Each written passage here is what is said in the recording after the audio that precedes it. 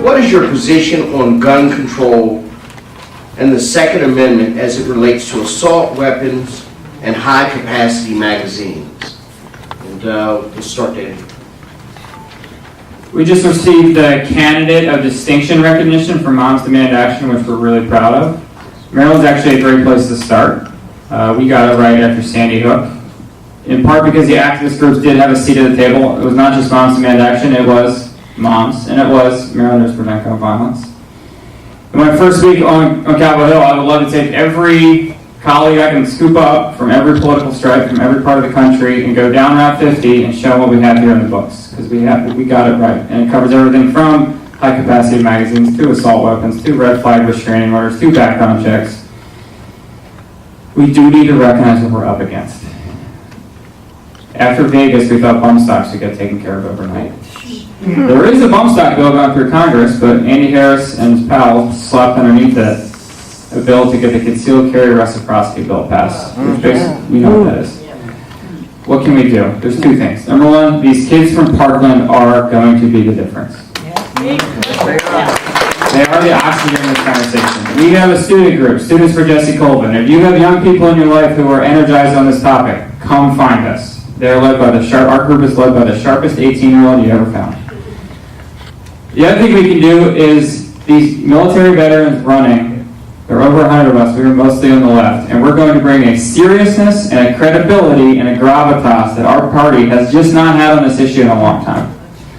And the last thing I just want to say is we're going to talk about gun violence, we're going to talk about opioids. I think it's important to recognize that if you do want to reduce gun violence, and you do want to prevent mass shootings, we should understand that certain communities, given the nature of today, suffer gun violence at disproportionate rates, including their own backyards. The two things we can do: give these kids a chance to be the oxygen in the room, send your young people in your life our way, and elect these veterans on the left, because we have a gravitas and a credibility on this topic that our party just has not had in a very long time. Thank you.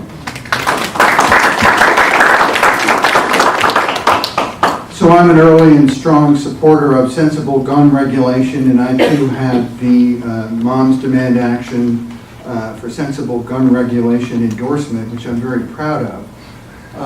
And the reason that I'm in favor of this is it's quite easy to explain. The difference between a wound that you get from a handgun and an assault weapon, the ER docs who treat victims of assault weapons say that it's like a grenade went off inside. There's nothing left to repair.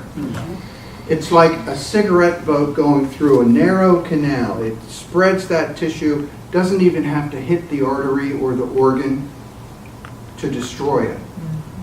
And these folks, most of them bleed out. These guns were not made for sport. They're not made for hunting. They're made to kill people. And they're very efficient weapons. The difference between a semi-automatic and a fully automatic, you can discharge 30 rounds from a semi-automatic assault weapon in as little as 5 seconds. On fully automatic, you can discharge that in as few as 3 seconds. Not much difference. Not much difference. And yet the damage that is done is incredible, and it's practically irreparable. So, very, very clear, very, very cogent, very simple. I'm against assault weapons. Maryland has a great model that we can put into effect nationwide. It's been tested in the courts. This notion that are you for the Second Amendment or against the Second Amendment, that's a false frame, and we need to change that. Yes. When I got admitted to the bar, I took an oath to defend the Constitution of the United States, and I certainly am in favor of the Second Amendment. But that doesn't mean I'm in favor of putting weapons of war on the street. They have no place there, and the courts have said that. So that's my position.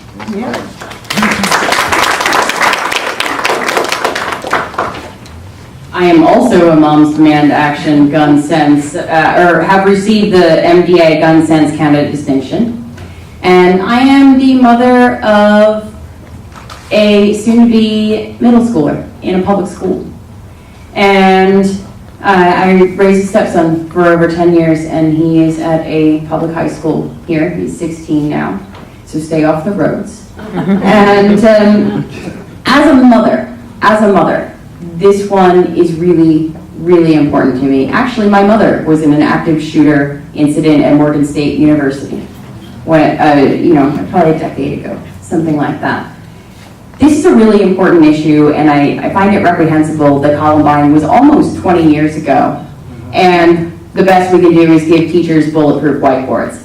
That's disgusting. That's disgusting. And gun violence is an epidemic, and it's not just in our public schools. Now, a lot of that has to do with access. I believe in universal training requirements. If you don't know how to use a gun, you don't need to own a gun, as far as I'm concerned. I believe in mandatory universal background checks, standard, consistent, mandatory reporting into NICS by all states, so that we can actually run thorough background checks on people. And we need to repeal the Tierhart Amendment, which prevents ATF from tracing a lot of these things and prevents local law enforcement from sharing data with ATF easily. And we need to repeal the Dickey Amendment, which prevents us from studying gun violence. And I too have a student group, actually I think it was the first one, that's led by these students who formed and spearheaded the walkouts across this very district. And they know that I will stand with them any day of the week, and that our students and our children and our communities come first. Now, the Heller decision was clear that constitutional rights are not unlimited. We can vote, but we can't vote 10 times in 4 states. But we do need to respect the Constitution. And so I've had a lot of conversations with Second Amendment advocates about all of these things. And I think that there are areas that we can come to agreement with, and that 70 to 80% of the population would actually agree on most of these things. And I think it's important that we work towards that, and that we have a conversation with one another, because I would say that responsible gun ownership is not necessarily the issue. The issue is guns getting into the hands of the wrong people. But if those conversations don't pan out, I will happily vote to ban assault weapons, and I would go to ban bump stocks as well.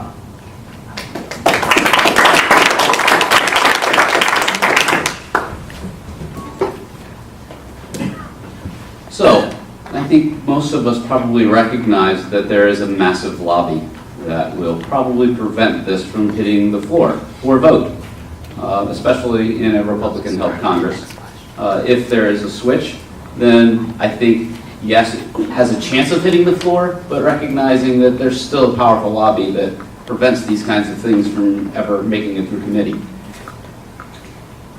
Maryland has the golden model. If it made it to the floor, something similar to that, I would support it. I find it very hard to believe that it's going to happen at a national level. So I think we talk about the power of the pulpit in a position of a congressman. And what we need to do is proudly walk around with the Maryland rule to every other congressman in that body, get invited to those state legislatures, and see if we can't get the political will of that state to take ours as a template and say, it matters to our state. They get to vote whether it's important enough. Here's a template that says how to do it. That template is not going to be as affected by the lobby that controls Congress. They pour a lot of money into Congress.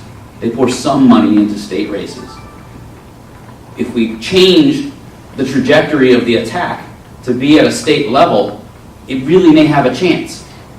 I don't believe that we can remove that influence without fundamental changes in lobbying to do that on the congressional floor. I said at the beginning, my dad's a cop. He's also an NRA instructor. And one of the things that I learned in this process of my dad coming to terms with I'm running for Congress was the people who represent the NRA, the average person who has a membership, they are willing to concede on these issues. But the problem they had in the past, specifically around the Democrats, is that we tend to always go for more. Instead of limiting it, we tend to say, well, while we're at it, let's take more. So I think it's important for us to understand that if we do say it's believed that we can get it through Congress. But as soon as we start saying and, obviously it evokes a panic on the right, and we continue to see the fight. So we need to, like I said in the medical space, we need to take the thing that we can win and win it. And stop trying to fight for the whole pie when all we need is a slice. I think we do that, we have a chance, and I would support taking that slice for our district today. Thank you. Thank you.